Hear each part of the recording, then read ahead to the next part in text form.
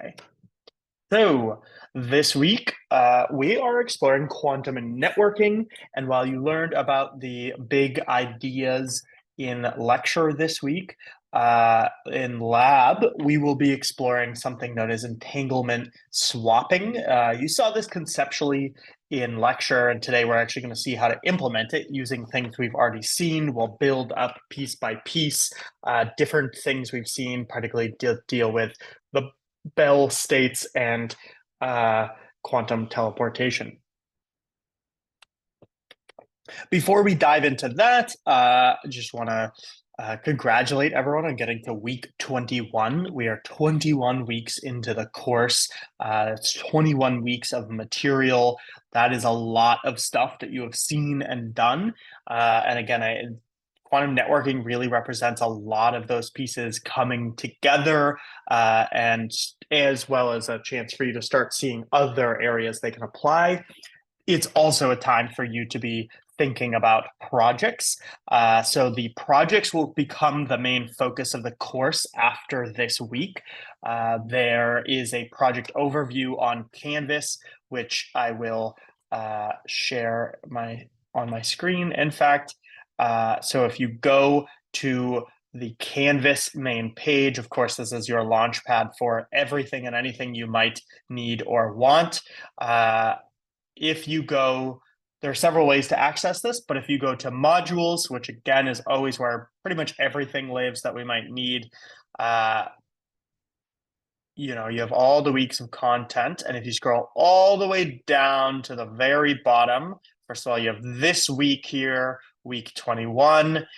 You also have the capstone projects at the very bottom of the page, and the project overview is here. A lot of questions that we've been getting are, in fact, actually answered here. So make sure you check this document out. If you have any and all questions, worries, comments, anything like that, this is a great document to go to. It really probably answers anything that might be on your mind.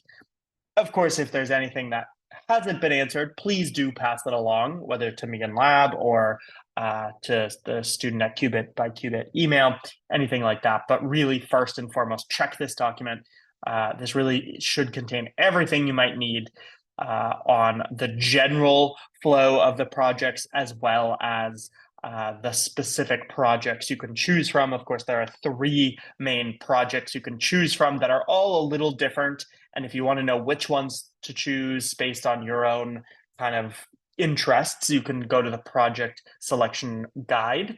There are also frequently asked questions at the bottom that may be helpful. Generally, again, I'd really recommend taking a deep look at this document if you haven't already. And if you have any questions, to go ahead and take a look.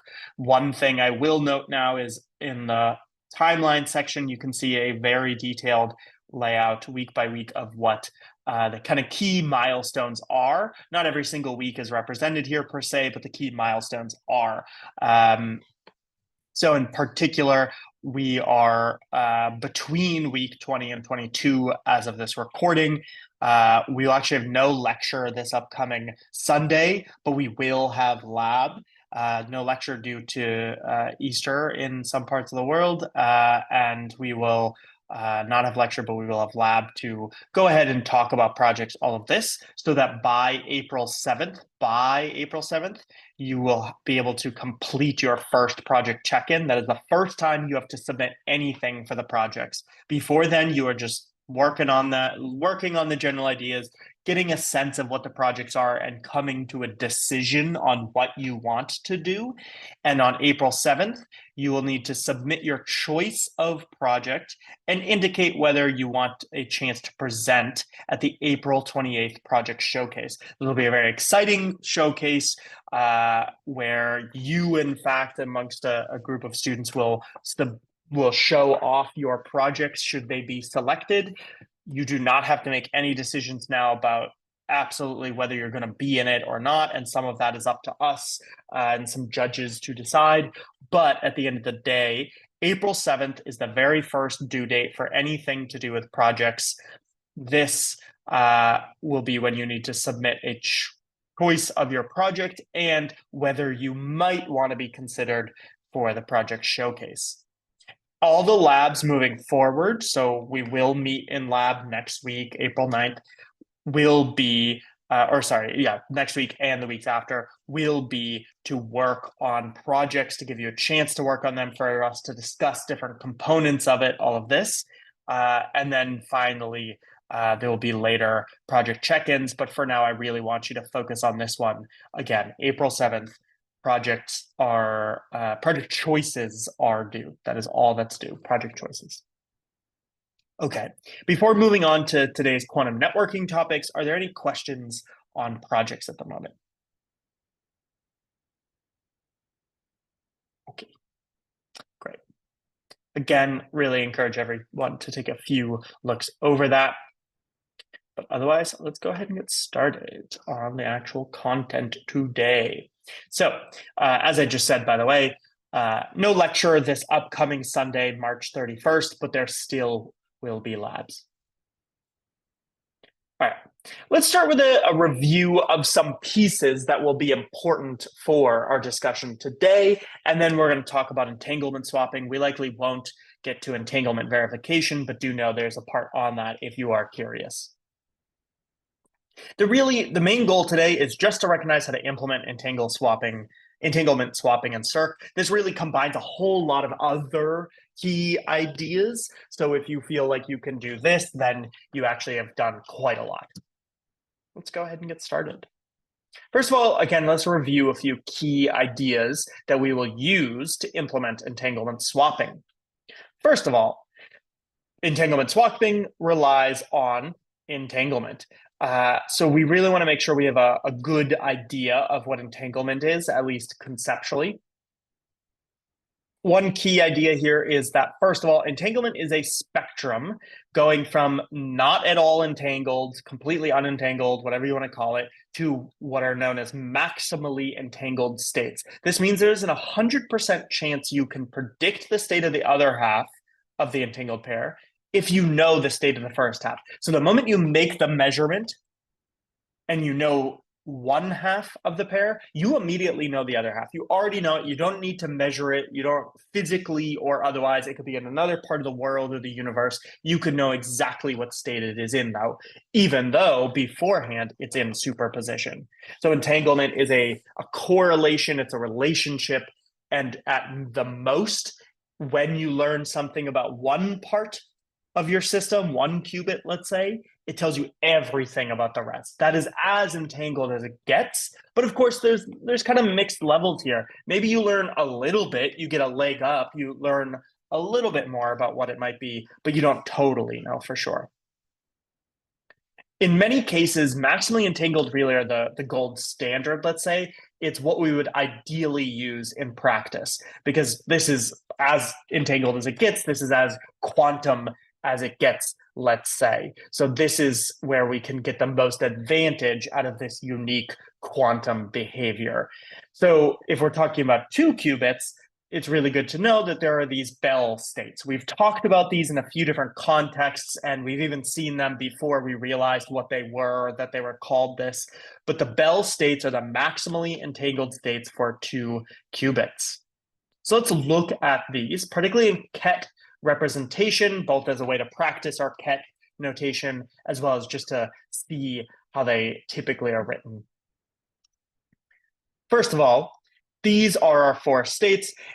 There are different notations we use out there for what we call these states, what we kind of use as shorthand. You will sometimes see this, which is a Greek letter, vita, or beta, as we call it in English. So beta 0, 0, beta 0, 1, 1, 0, 1, 1. You will also sometimes see other Greek letters, usually signifying different states. Not so important, although it's good to know that there are several different representations. And honestly, if you're not sure, just quickly look up which one they mean. But do know that oftentimes we use shorthands because they are so common. They are such a cornerstone. Much like knowing the 0, 1, plus, and minus states, knowing the Bell states are vital for quantum computing. They're sort of the equivalent set of states for 2 qubits. They are all maximally entangled states. And in fact, they are some of the only maximally entangled states we can get with 2 qubits. The only real differences we can get otherwise are phase differences. But so long as we're working with kind of the numbers we've been working with, these are the only 4 options. They are all different, though. They are different states. They have different pieces of information contained in them. But nonetheless, when you measure 1 qubit, you will know for a fact what the other qubit state is. These are the defining properties of these 4 states here, known as the Bell states. If you have more than 2 qubits, or you have 2 qubits that are not maximally entangled, then they are not the Bell states. Now, to create the Bell states, which is just as important as knowing what you can do with them, to create them, we can start with this Bell state, which in some senses is kind of the foundational Bell state from which we can create all the others by just tweaking it. This first one is actually what we've just been calling an entangled state all along. We've already mentioned that this is the first Bell state, this is a Bell state, but actually this is something you've been creating since semester 1, not even at the end of semester 1, but about 3/4 of the way through. The moment we learned about the C0 gate, we were doing this, right? You have an H gate to put your qubit in superposition, and then you have that superposition bit control the result of the other. So you create this superposition of relationships between the bits in some sense. And that is fundamentally what entanglement is. So I personally think of this intuitively like the H gate. That adds this sort of quantum element here. Without that, there would be a relationship between the bits, but it would be a purely classical one. It would be that we either have 0, 0 or 1, 1. Adding the H gate means we have a superposition of both of those options. We have a superposition of both 0, 0 and 1, 1. This is what brings us into kind of the quantum part of it. But note, if you only had the H gate, you'd really only have some quantum behavior going on with a 0th qubit. You need this C0 to tie in the next qubit with it. So really both of these pieces carry equal weight here in bringing out this unique quantum property entanglement. But sometimes we want to put a twist on this. We want some slightly different state for one reason or another, if anything, just to have more options for entangled states. So oftentimes we take this base Bell state, the first Bell state in some sense, and we tweak it with a different gate. So we could add a Z gate, for instance, which will take this gate up, or this state up here, and it'll pick out a negative sign here. Note that it actually doesn't matter whether we apply this at this point in the circuit, whether we apply it to Q0 or Q1, the Z gate just needs to go somewhere. Just one Z gate in either of these qubits will do the job. You'll get the exact same result. You can also flip them. So while here you get a phase difference, here you get what some might call a parity difference. We don't have to worry too much about that. We've seen that language used a little bit. But regardless, what this does is instead of flipping the sign, we flip the bits relative to each other. So here you have 2 different states in superposition with different signs out front. Here, the signs are the same, but the bits themselves are different. So in other words, when you measure 1 qubit, you know 100% what the other qubit is. It just happens to be the opposite. One important part of this state to realize is this shows you that entanglement does not just mean that qubits are always the same. That's actually pretty boring in some sense. This means we can actually have different, more complex relationships. We could have a relationship where they're entangled such that the qubits are the same or that they're different. And in fact, we can start with them the same and then just change with some more gates so that they're always different. So the relationship, the entangled relationship, can itself change if we apply different gates and use different actions. Now we can also combine this so we get both a phase and bit difference here. Okay, so these are our 4 states. Again, they are fundamentally built off this entangled state, and then we just apply Z's and or X's. Now, because we have these different Bell states, there's not just one, it's often useful to know which one we're using. We've actually seen this before, whether we kind of fully acknowledged it or not, or understood it or not, but we've seen this before where, in some sense, we undo the Bell state preparation in order to tell which Bell state we have. So notice that to create any of the Bell states in all four cases, these first two gates are always the same, the H and the C naught. But to tell basically what happens after that, did we do nothing, a Z, an X, or both a Z and X? To tell which one we used or have, we basically undo the other parts and then measure. We have to measure both qubits. This will tell us which Bell state we have. So we often call this a Bell measurement or a Bell state measurement, or sometimes a Bell basis measurement. Regardless, the idea is we apply the C naught and then the H, not the other way around, to undo the H and the C naught in order to measure which state we did. In other words, what we did in the middle. One way to think of this is that we can say that this circuit rotates the qubits into the Bell basis and then measures them. That is a technical note. We don't have to worry about that really, but you may hear some of this terminology around. So I just want you to have heard it. So if you hear it again, you'll know, oh yeah, I think I've seen that before. All right, so this is a quick review, but let's go ahead and actually see how we do this in practice. So go ahead and open up the notebooks. As usual, if you haven't already, make sure you run this first cell at the very top to get everything installed and imported. And then let's go ahead and dive into part one. I'll go ahead and zoom in. So part one, we're preparing Bell states, and we're going to be running quantum teleportation in a little bit. We're building these two blocks together, really. Let's start by together creating this Bell state. And this is what we've been calling the first Bell state, sometimes called beta, beta, whatever you want to call it, 0, 0. It can be called a number of things. We have some of the code provided for us. First of all, we have our qubits. We say, okay, I want 2 qubits set aside. I'm going to have an empty circuit, and then I'll print it out just to see it. We'll also then print out what the final state vector is just to make sure we did the right thing. So this is a way to confirm. This is a way to confirm what we've done. So let's here go ahead and create this state. So what we can do is my circuit.append, as usual. And here, what do we want? First, we need to put one of the qubits, the control qubit, into superposition. So we use an H gate on qubit 0. Then we need to tie them together. So this sort of adds the quantum element, and then this is what adds the, let's say, entangled or related element. So we now need a C naught. We can, I believe, type that a number of ways, where we need to specify the 0 qubit and then this qubit here. So what we're doing is we're putting the 0 qubit in superposition, and then we're entangling the 0 and the 1 together.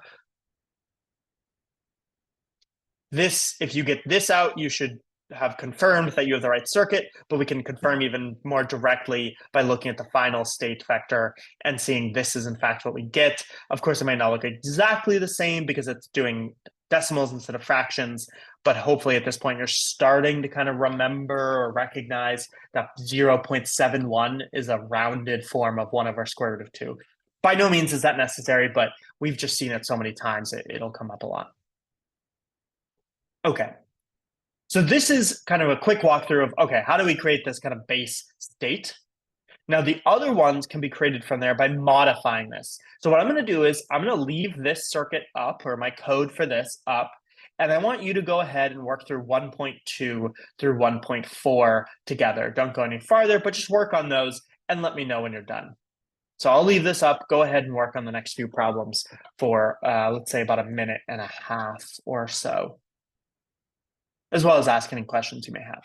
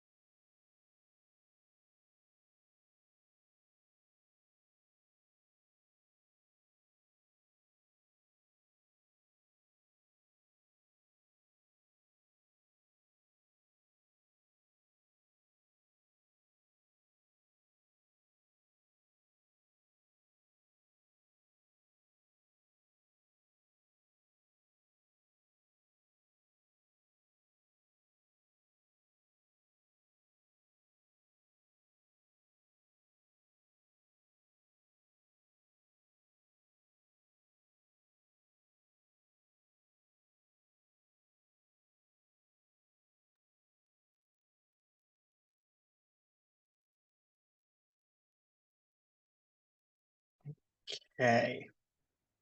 You may still be wrapping up, but again, if you realize that actually most of these are nearly identical, then hopefully you've been able to work through these relatively quickly. So here, again, we're creating a Bell state, but the big difference is instead of a plus between the states, we have a minus. In other words, we have a phase difference. So we've already got everything set up for us. We just need to say exactly how we're going to create this. I'm actually going to go ahead and just copy and paste this code. I know it's working. It's doing what I want. So I'm going to use that to start. But then, of course, we need to be very careful to make sure actually we tweak it to be what we need. So we can do myCircuit.append. And now we need to create a state where we have the phase difference, right? Before we had the plus here from our circuit. So we now need to flip that. One way to do that is apply a z-gate to my qubits of 0. So it's the same as above, but now we have this z-gate, right? A z-gate is going to pull out this phase difference. We can run this and see, aha, now I have a negative sign. Now, just for the sake of example, I'll also go ahead and show that if we actually did this on the other qubit, so notice now the z-gate's down here, we'll get the same result. Because at this point, it doesn't matter. All we're really doing is just adding a negative sign where we find a 1. And it doesn't matter which of these qubits we pick out because we have already entangled them. It's very important that we've already entangled them, so they're both 1, so it doesn't really matter which one we do. So although the circuit is slightly different, the result is the same. This is, in some sense, also hinting at the nature of entanglement. We can actually perform different actions, but get the same result, because at this point, the qubits are entangled, so it actually starts to not matter as much which of the qubits we're working on. That's not a generic statement per se, but that this is a sign of that, let's say, a symptom of that. Okay. Now we want the phase to be the same. It's pluses all across the board, but we want different qubits. So again, I can go ahead and kind of copy and paste my starting point for the basic Bell state.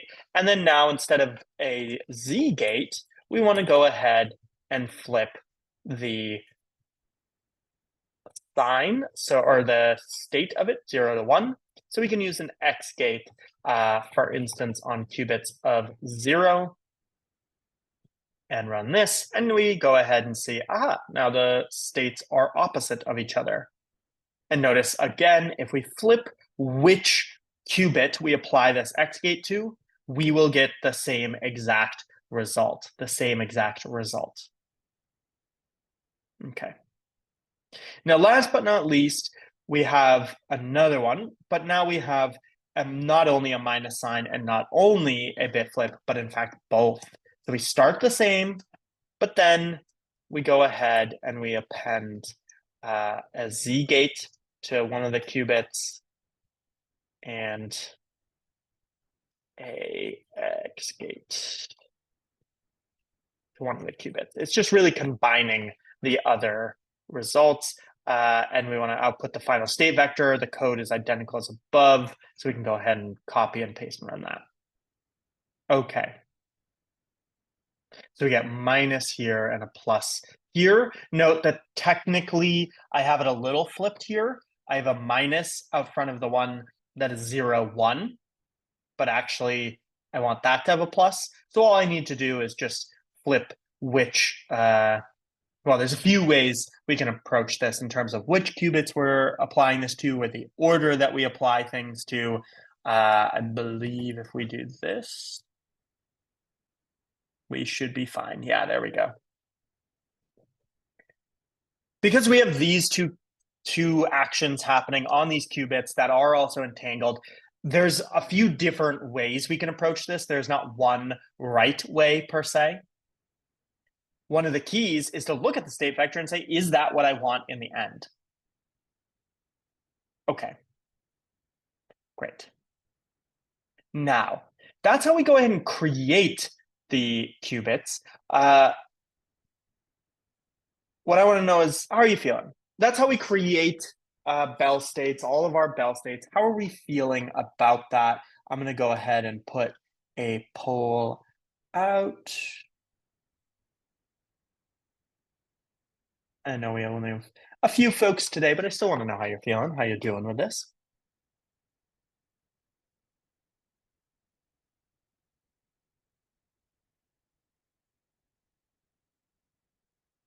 All right, gonna close this in 5, 4, 3, 2, 1, 0. Okay. Seems like we're remembering this, so we can keep moving. Uh, One thing I'll say is we will want to be able to measure these, and we'll see that measure which of these we have, and we're going to see that in teleportation in a bit. So let's actually remind ourselves of how to implement quantum teleportation. Now, I know this was a while ago, and it really was sort of a secondary thing, a form of review more than a topic in of itself. So we're going to go through this bit by bit. We can break quantum teleportation down in 5 steps, where the overall goal is for Alice to be able to send Bob a quantum state, a qubit state, without having to physically send any qubits. So what they do is they start out together physically. They're in the same lab, let's say, and they share an entangled state. So they create a Bell state, one of the states that we just made, in other words. So they apply an H and a C naught. And then Alice says, how about I take Q0? Bob says, I'll take Q1. And then they go their separate ways. And that can be to other ends of the lab, other parts of whatever town or area they're living in. It could be to different continents. It could be to different planets. It doesn't matter. Then Alice goes ahead and prepares a special state to teleport to Bob. And this can be literally any quantum state, as so long as it's a single qubit state. She can perform anything that she wants, create any sort of single qubit state with her single qubit.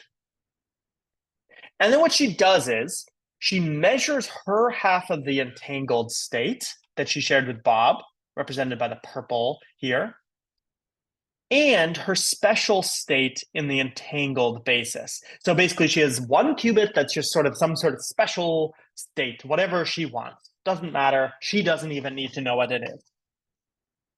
Then what she does is it measures that and her half of Alice and Bob's entangled pair together in this Bell basis, in the entangled basis. She then sends the results of these measurements over a classical channel. Now, the results are just what those bits came out to be. So 0 and 1, for instance, or 1, 1. It's just 2 bits. Those are quite easy to send. It's quite easy to send classical bits, right? 0 is much easier to send than plus, let's say. So sending classical bits is perfectly fine. She sends it over a classical channel. Perhaps it's secured with QKD and other things or not, doesn't matter. But she sends these over. Then, based on this information, Bob can look up a way to adjust his half of the entangled state in order to be in the special state. If you really break this down step by step and follow through the kets, you can see that this works every single time. This will always work. This will guarantee that in the end of this process, Bob gets the state that Alice initially prepared. Now, Alice actually loses this state in some sense, but hopefully she knows what she did to make it. On the other hand, Bob gets the state and has no idea how it was made necessarily, nor does he even really need to know. Now, we can go ahead and implement this in Circ in a number of ways. But how we're going to do it is in step 1, you go ahead and you set aside 3 qubits. We're going to go and give them really suggestive, meaningful names so we can remember what we're working with. Of the message qubit, this is kind of the special one that Alice is going to prepare. There's the Alice qubit, which is Alice's half of the entangled pair, and then Bob's, which is Bob's half of the entangled pair. Then we first create a Bell state with this, just the standard vanilla Bell state, right? We have an H and a C naught. Note, we can append these all at once or in multiple steps, but basically we're just entangling Alice and Bob's pair. You can imagine this is when they're together in a lab, they run this circuit together, and then they go ahead and they can go wherever they want, separate from each other. Then step 2, we go ahead and we apply an X to the message bit, and we do some other things. In step 3, we go or whatever we want. Step 2 is where Alice prepares her special state. So this could look like a lot of things. So for example, we'll do an X just to say, okay, we're preparing the one state, but this could literally be anything. Step 2 could contain anything that Alice wants to do to her message qubit to create whatever sort of intriguing state she wants. Then in step 3, this is standard. So step 2 is the only one that actually changes throughout any of this, anytime we want to do it. But step 3 will then go ahead and measure in the Bell basis, meaning we undo the entanglement in some sense, but instead of with the Alice and Bob qubits, with the Alice and message qubit. This, in some sense, sort of transfers her state onto the entangled pair between Alice and Bob. The Bob now has this information in his qubit, but to know what that looks like, he needs to get the results of these measurements, which Alice then sends. Now, because she's just sending classical bits, we don't actually code anything here in the way we're doing it. And then in step 5, Bob then uses the result of these measurements in order to figure out which state his is in, and he can go ahead and measure it if he wants. So let's go ahead and work on this together. Now, because we've already seen these before a little bit, we have some of this filled out, but let's go ahead and do this together. So in step 1, Alice and Bob share a Bell pair and go their separate ways. So we want to create a circuit that does the following. It is one qubit that represents the message to be sent, one for Alice and one for Bob. So let's start there before we get to the rest. First of all, we have the message qubit set up. Again, this is kind of the special state, whatever Alice wants to prepare and send to Bob.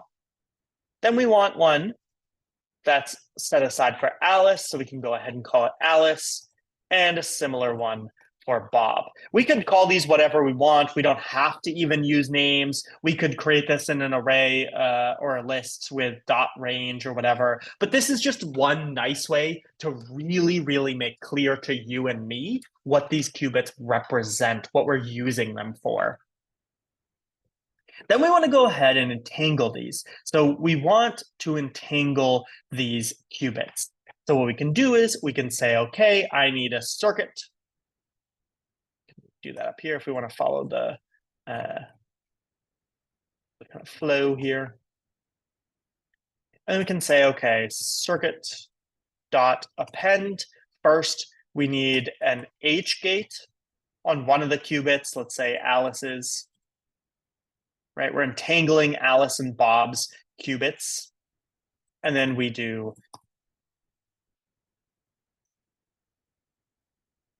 like this. So this is going to entangle Alice and Bob's qubits. Again, this is happening when they're together. This is the only part they need to be together for in the same space. And then they do this. Or really, they don't even need to physically be together, but their qubits do. These two qubits need to be in the same physical space so we can entangle them. All right. And that's it. So far we've defined a lot of stuff, but all we've really done is we've set aside, let's say, some qubits for us, and we've entangled Alice and Bob's qubits. Now we want to prepare a special state to teleport to Bob. Just for the sake of example, we can teleport one state, the plus state, whatever we want. Let's go ahead and do the one state for this example. So we want to prepare the teleportation qubit. That's what we're calling the message qubit here, in other words. So we can do circuit.append circ.x on message qubit. Go ahead and print this. And so now we can see, okay, Alice and Bob prepare theirs, they entangle them, and then separately we just do whatever we want to the quote-unquote message qubit. Now they can go their separate ways, or Alice and Bob already could have, and then Alice does her own stuff to the message qubit. Then sometime later, Alice says, okay, I've prepared my qubit, let me go ahead and send this. So she's going to measure her half of the entangled pair and her special state in the entangled basis. Now this is getting a little more complicated, so we've kind of really written it out exactly what we want to do here. First, we want a CX gate applied to the message and Alice's qubits. So again, this is sort of like undoing entanglement to sort of check what is the state, what is their relationship with each other. This, in some sense, is going to tell what the relationship is between the message qubit and Alice's half, which then can be used to figure out how Bob needs to adjust his half to that. So we're going to do, okay, circuit.append circ.cx on the message qubit and Alice's qubit. As we saw back here, we want to make sure that we're using the message qubit and then Alice's qubit. And then we want to go ahead and apply an H gate to the message qubit. Now, technically, that's good enough to kind of transfer some of this information, but it's not very useful if we don't know it. So we also need to add a measurement here. So circ.measure, and we want to measure the message bit and Alice's bit. And we can go ahead and run this. There's a few ways we could have coded this up, by the way. So if you wanted to approach this differently, that's perfectly fine. But here is how we can do it. We want to measure message bit and Alice bit like this. Okay. So we've built up something a little more complex here, but note that we've kind of really gone through piece by piece. Also note at this point, so far, Bob has not made any measurements. He is the only one remaining who has an unmeasured, perfectly untouched qubit, but something will have changed because of all of this. Now, in step 4, technically, Alice will send the results of this and sort of report them to Bob so that he can then tweak his qubit accordingly. Step 5, we want to go ahead and now receive that information and act accordingly. This is going to require a few pieces. First of all, we want to apply an X gate to Bob's qubit if the result of measuring Alice's qubit was 1. In other words, we want to apply a C0 between Alice and Bob's qubit, right? So if Alice's qubit was 1, we want to apply an X gate to Bob's qubit. Otherwise, we don't want to do anything. That's the definition of a C0 gate. So we do circuit.append circ.cx, which is controlled by Alice's qubit and targeting Bob's qubit. Now we want to apply an Z gate to Bob's qubit if the result of measuring the teleportation bit was 1. So it's a similar idea, but instead of an X, it's a Z. And we can actually go ahead and call that just DZ. Now the CZ gate, same exact idea as the CX, but instead of applying an X if the control is 1, we apply a Z. We can apply this where we're basing it, we're controlling it by the result of measuring the teleportation qubit, which we call message, and we want to apply that to Bob. These are the adjustments, in other words, that we're making to Bob's qubit, so that we take it from just a generic kind of 1/2 of a bell pair and turning it into whatever is needed for Alice's kind of special qubit state that she made. Now, technically, that's it. At this point, Bob has his qubit in that special state. The qubit has been teleported, or the information has been teleported. But we want to know if this actually worked. We want to see the results. So we're going to go ahead and add a measurement. The measurement is purely just for Bob to check that it worked or to get the results of this. This is not part of teleportation per se. It's to check the results of the teleportation. Okay. Now we want to go ahead and simulate this. Specifically, we want to simulate our circuit as usual and plot the histogram of results. And then we want to estimate only Bob's states, getting rid of Alice's states. So that's something we can kind of do more generally. So first of all, we want to create our simulator. Let's go ahead and run, can do results equals. We can run this, the circuit, and let's actually just do 1 repetition. Let's really make this realistic in the sense of we literally are running this once. Alice and Bob get 1 shot of this at this with each entangled pair they have. So we're only going to run it once. And then we want to go ahead and plot this. You can always go to our cheat sheet, of course, to go ahead and see or remind yourself how we do this, honestly, the code's here. You can go ahead and copy and paste it. I really encourage you to explore it more, but you can also just copy and paste it. The big things, though, are we do need to be mindful of what we're feeding to this. So I called this results, for instance, so we should call this results. And we do need to say how many bits we're working with, because we have 3 measurements or 3 bits we're measuring. We need to make sure that we have binary labels of 3 here. Then we can go ahead and run it. I might have misspelled that, but I believe the standard is 1 repetition anyway. So we can go ahead and see, okay, in this case, I measured this. Now, we do want to be mindful of the order here. The order shown will be the order that we measured these in. So this is the, in other words, if we want to look at the circuit, we can see our first measurement was up here. I believe I put message first, so in that case, it'll be there. Then we have Alice's, and then we have Bob's. Bob's was the last of the measurements. So from this perspective, it's the last of the qubits measured. So we can see that in the end, Bob's qubit all the way on the right here is in fact 1. And interestingly, we can run this again, and the Alice and message qubits can be completely different results, but Bob's qubit will still be 1, right? That's the rightmost bit measured here. So no matter what we do here, we should always get 1 for Bob's bit. Again, Alice's in the message qubit, the leftmost here, they could be whatever. They can get different results, but because Bob knows this, he knows how to adjust his qubit so that it is always certifiably 1. He can never has to worry about getting the wrong bit here. Again, we prepared a 1 state to send, and that is what we got. Now, that's a lot of stuff. That's a lot of steps, but we actually have it all built in together, already provided for you. This one actually prepares the H state, or sorry, the plus state with the H gate, and sends it, but all of the pieces are already here. So if you weren't able to fully follow along, you can double check here and make sure you have it. You can just run it and simulate it. This is actually going to do it a bunch of times.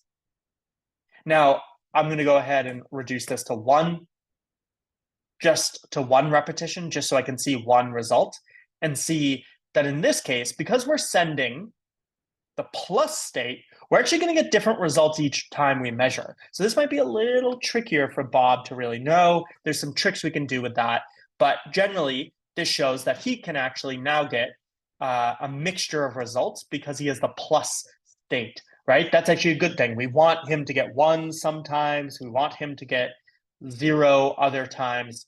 In other words, because we've provided and teleported the plus state, he can actually get a whole mix of different results. Again, for him, it's only ever 0 or 1, and they should be roughly equally divided.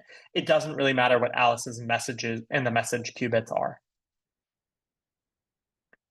Now, for sake of time, we won't go through this problem, but I encourage you to go ahead and try to modify this provided code to, instead of sending a plus state, to send the minus state.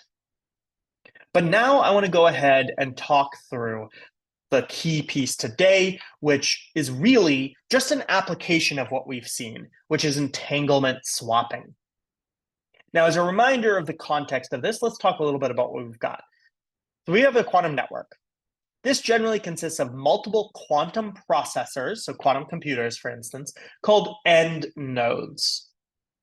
We then connect them with a quantum channel called a communication line, or just a channel for short. This is a way for 2 different quantum processors or computers to speak with each other. But the reality is that no matter how good we get at this, making this technology, there will always be a limit to how long communication lines can be. So for instance, maybe we can get them really, really good, and they go, say, a few blocks in a city. What we want is something that allows us to connect many end nodes together and to repeat this and extend the ability of our communication line. And this is called a quantum repeater. So in some sense, if we say, well, this end node is too close, we actually can't bring our end node that close, we want it farther, we can swap in a quantum repeater and extend our network. In other words, doubling it. So every quantum repeater adds another communication line length to our network.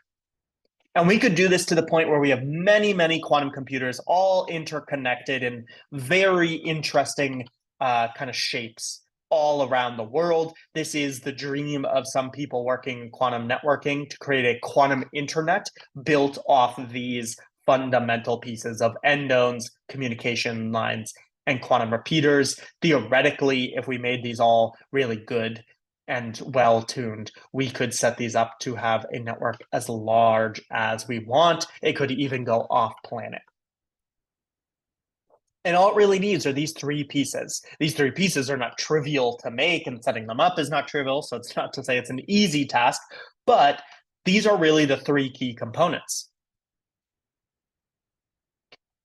Now, to build these and to use these, and for instance, do something like run QKD on top of this, we will need some fundamental pieces, which are teleportation and swapping. Now, we see in teleportation, and then we can run entanglement swapping. And this really is a form of teleportation that's just built out a little more. That allows you to, in some sense, use teleportation to swap entanglement between different pieces so that Alice and Bob end up sharing entanglement when they didn't have it initially. Entanglement swapping works generally as follows. It goes one repeater at a time, though you could run it multiple times to go across multiple repeaters. And you can go such that Alice and Bob first start by creating their own separate bell pairs, not together like in teleportation, but their own separate bell pairs. So Alice has her bell pair, Bob has his. Note the beauty of this is already starting to shine through in that Alice and Bob no longer need to be together in the lab in order to get some interesting results. Then they send half of their bell pair to the quantum repeater. So they need to be connected to the same quantum repeater, and they basically say, okay, I'll keep half and I'll send the other half to the quantum repeater. Then the repeater performs teleportation, basically, so that Alice and Bob can now share their bell pair. So they ship off half their bell pair to the repeater. The repeater says, okay, now I'll run teleportation so that basically I can teleport the halves of the bell pairs to the other people. And what you end up getting is that the quantum repeater has in some sense used up the entanglement that it got from both ends in order to give Alice and Bob one entangled pair. Though they never had to step foot out of their labs. They could be on other ends of the Earth or on other ends of the galaxy. It doesn't matter. They can do this. So in this way, the entanglement is swapped from the quantum repeater and Alice and Bob individually to entanglement between Alice and Bob. So there was entanglement between Alice and the quantum repeater, and then Bob and the quantum repeater, but this is swapped so that now they are sharing it. Without ever having to talk to each other, entanglement swapping allows us to double the maximum distance over which entanglement can be shared, and this is crucial for many, many applications, including QKD, forms of QKD, or running a general teleportation. Now, Alice could teleport something to Bob, where before he might have been too far away to do this. In coding, this looks like Alice and Bob creating their own individual qubit or bell pairs, nothing we haven't already seen. Then they each send their bell pairs to the quantum repeater. We don't actually have to code anything. Again, this is some sort of kind of more physical thing happening. And then the repeater performs quantum teleportation, just as we implemented before, so that Alice and Bob can now share a bell pair. We can really boil this down into just a few pieces. So let's go ahead and see this together. So we're going to break this down step by step. Step one, we just want to create our 4 qubits, just set them aside. There's a lot going on here. I don't necessarily expect you to be fully following every single bit and piece here. That's why we want to break this down and really just kind of keep organized. So as an organizational step purely for us, we're just going to kind of really take time to set aside our 4 qubits, right? So here, for instance, we could do this a few ways. I'm actually still going to break this up and, or I'm going to break this up as named qubits, and I'm going to make a range of them. We need 4 qubits in this case, and we could do something like Q to kind of keep this pretty standard. No, you could also do the kind of naming scheme that we had up above, and that may actually be really good to kind of think through what you would name them, how you'd work with this. But for now, let's just do this to kind of keep it standardized, as well as to realize that at some point, you might start doing this with more repeaters and on more levels, maybe even with more qubits. And so it's actually going to be important to transition at some point to using just a nice big list with an arbitrary number of qubits rather than to have to name every single one. Let's go ahead and run that. Named qubit, not qubits. Now we want to create bell pairs. Specifically, we want Alice's bell pair between 0 and 1, and then Bob's between 2 and 3, completely separate from each other. So we have our circuit already created for us, and we can go ahead and create the bell pair between 0 and 1.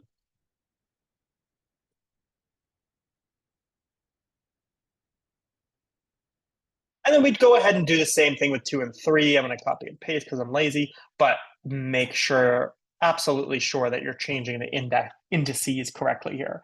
So between 0 and 1, and then between 2 and 3. Note there's no overlap of the qubits so far. And in fact, if we go ahead and look at this circuit, we can see in our circuit diagram, they are completely separate. They can literally physically be separated, and there's no effect on the circuit. We can really think of this almost like 2 circuits if you wanted. You could, in fact, code it that way if you wanted.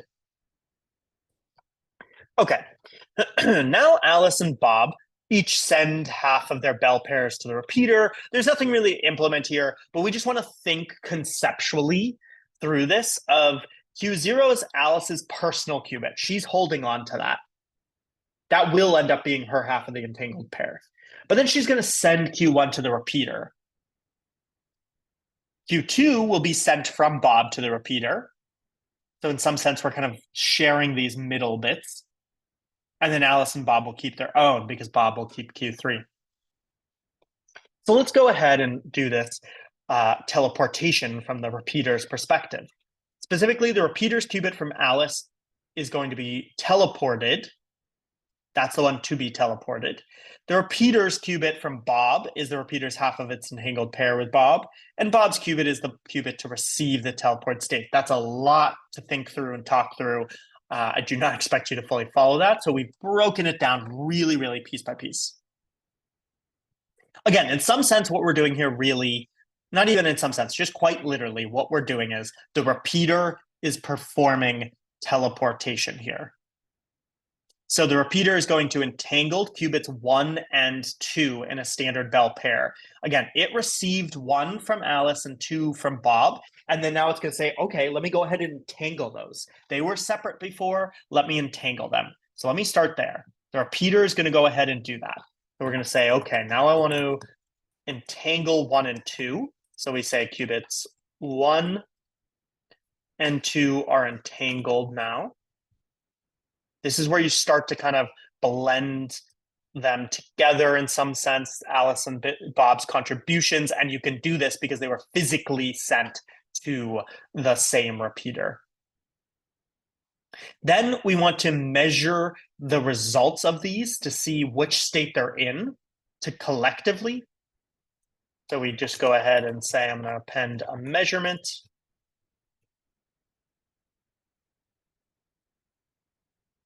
And there we go. And we can go ahead and take a look. Of course, we need to we need to specify both.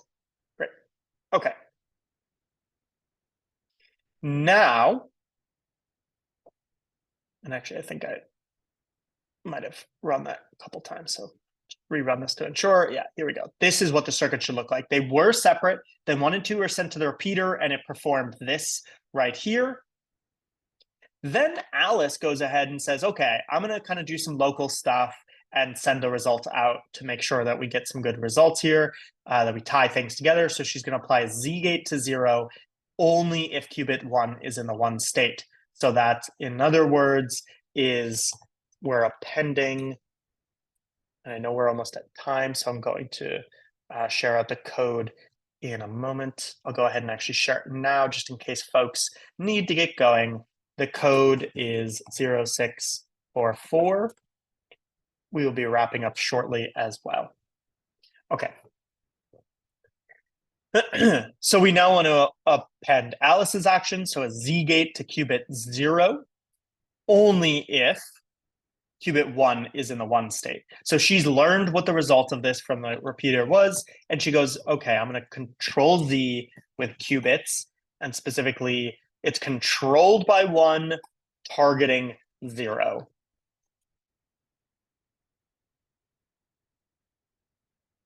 Now, we want to measure that qubit.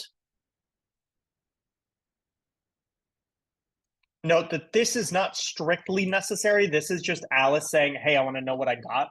But she doesn't actually have to do this because at this point, she will have her half of the bell pair with Bob.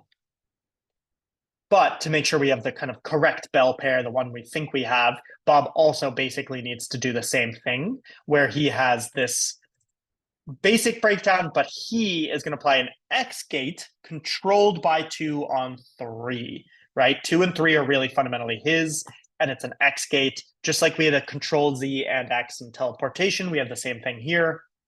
And then he's going to go ahead and measure his local qubit. And we can get this result. So again, this is looking very complicated, I know, but in some sense you can see, okay, Alice and Bob do their things on the left. They then send to the repeater does its thing in the middle, and then it's going to send out its measurement results to Alice and Bob. It can literally just send this result of Q1 back to Alice and just say, hey, you sent me a qubit, here's what I got. And then she can act accordingly, and Bob can do the same. So notice the only part that's together is on 1 and 2. These are the only qubits that need to be shared by the repeater.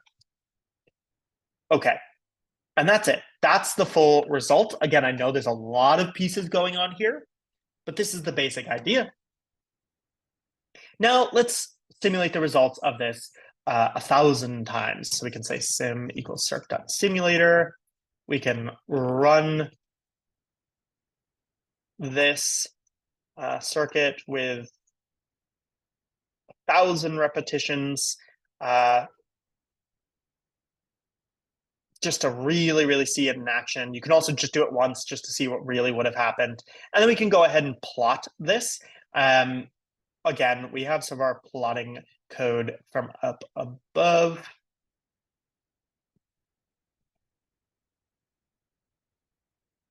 It's not lazy practice, although I like to joke it is. It's really just good practice to go ahead and try that.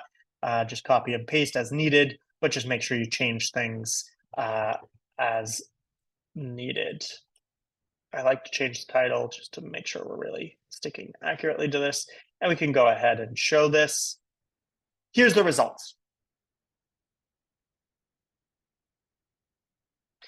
So we can see here we have all sorts of states coming out, and that's because fundamentally Alice and Bob are entangled, right? This is a good sign. They are entangled in this highly entangled, maximally entangled state. So we're going to get all sorts of possible results here.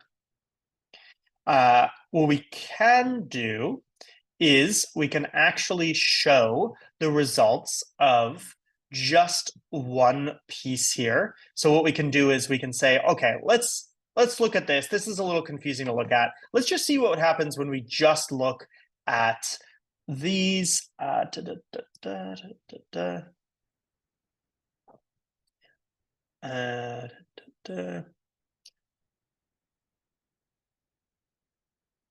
Here we want to look at this. It's not like in Q0 though.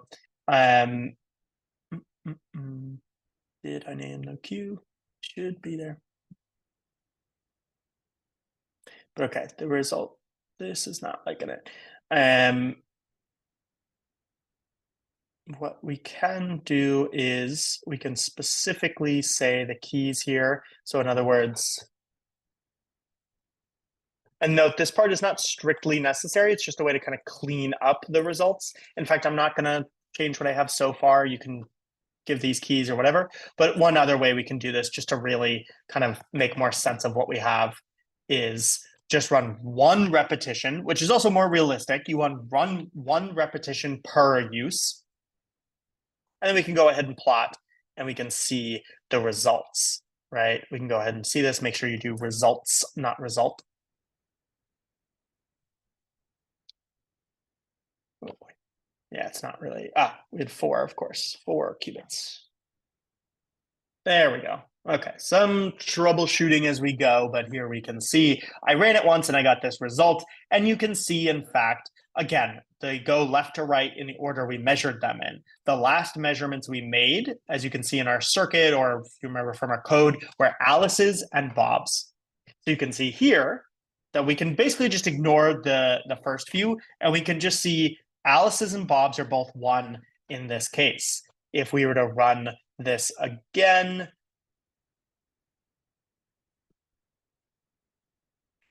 we'll get different results, but they are both 0 in this case. The right 2 most bits here are 0. Alice and Bob's are again the same. We have to rerun the repetition and see this. And we can get the same results over and over and over again. Okay. Now, again, I really don't expect everyone to have just fully grasped every single element. There's a lot of pieces going on here. 2 things I'm going to point out. One, so long as you just want to keep the same entangled state, you actually never have to change this circuit. You can run the same exact circuit every single time. So actually, this is something that theoretically would be built into quantum networks that no one would ever have to touch. It could be physically built into hardware and just run this way. Now, to appreciate the beauty of this, realize that technically Alice and Bob's qubits are clearly entangled. You can work this on paper too, and I highly encourage you to if you want a little challenge. But they themselves never came in contact, neither Alice and Bob themselves or their qubits, by which I mean 0 and 3 as we've been using them here, right? Alice and Bob have these qubits that never leave their lab. They may stay completely fixed, but by using the repeater and sending some qubits along and hearing back some classical results, they can suddenly get 2 entangled qubits.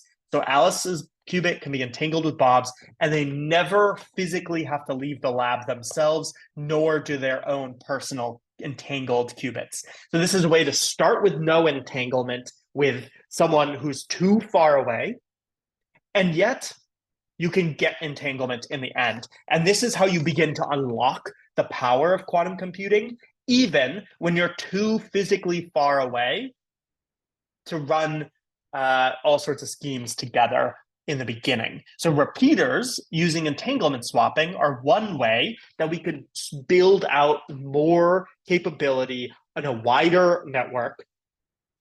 Again, literally spanning a galaxy without ever having to travel there ourselves. Specifically, note, if you really like to really see this, you can break down the circuit and notice there's no CX or any other gate that ever actually related those 2 qubits, right? If we look at the circuit here, the only time there was ever any interaction between qubits, there was never anything between Q0 and Q3. These could be completely separated in different parts of the world, galaxy, wherever, and they never have to touch. They don't have to, and furthermore, Alice and Bob didn't even communicate classically. They never actually have to talk with each other at all. They don't have to even know who each other are. All they have to do is communicate with the same repeater. The only communication was between Alice and the repeater, and then separately the repeater and Bob. So they do need to be connected to the same repeater, but they never necessarily need to talk with each other at all. So they can be as far away from each other as they want and still reliably reach the repeater. And in fact, if we use multiple repeaters, they don't even need to send to the same one. They could just send to a repeater that performs this over and over again with other repeaters until it gets to them. So Alice and Bob can create entanglement together without ever coming in contact with each other or communicating with each other in any way, classically or quantum mechanically. Now, there's a lot of ways we can build on this, improve it, all of this. Some ways that you could consider doing that are listed here, but keep in mind you also could go a number of other ways in all this. Note that because there's a lot going on here, I really recommend as a pedagogical exercise just for yourself, as well as just to make things easier moving forward. If you want to make any adjustments, go ahead and combine all the pieces into one big cell, like we did in teleportation in the first part. Put it into one big cell, and then what you can do is just change one line, see the results, change another line, see the results, so on and so forth. But okay. With that, we've wrapped up. Again, there's a little bit of entanglement verification here, but we're not going to go into it. It's a bit complicated. So what I'm going to do is wrap up for the day. At this point, we have actually seen everything we're going to see this year. That is all of the new content, more or less. What we have coming up are some time to work on projects for you to focus on your work, as well as we'll talk through a few more things that are, let's say, beyond the scope of the course that are good next steps. So we will talk through some new concepts in the coming weeks, but they're really more of topics that you'll come back to on your own if you want, or for kind of next steps for you that we encourage you to look at, both technically and otherwise. But for now, we will not have lecture next week, but we will have lab. So I'll see you all here next week, but we will not have lecture due to Western Easter Sunday on 3/31, and we will resume lectures on 4/6. Note that on 4/7, or I believe on 4/7 actually, on 4/7, that is when the first parts are due. So we will have lab next week, and we will discuss all of this. We'll review a bunch of stuff and everything, and have a chance to talk through any questions you have projects, so you're ready for your first part of the project submission process. In case you need the lab attendance code for today, it is 0644. It is 0644. But with that, we are good. That is the lab for today. I hope you all have a lovely day and week. I know this was challenging content, but hopefully it was at least something to get you thinking, get you seeing some kind of more complex stuff built off what you already know. Have a lovely week, and I look forward to seeing you all next week.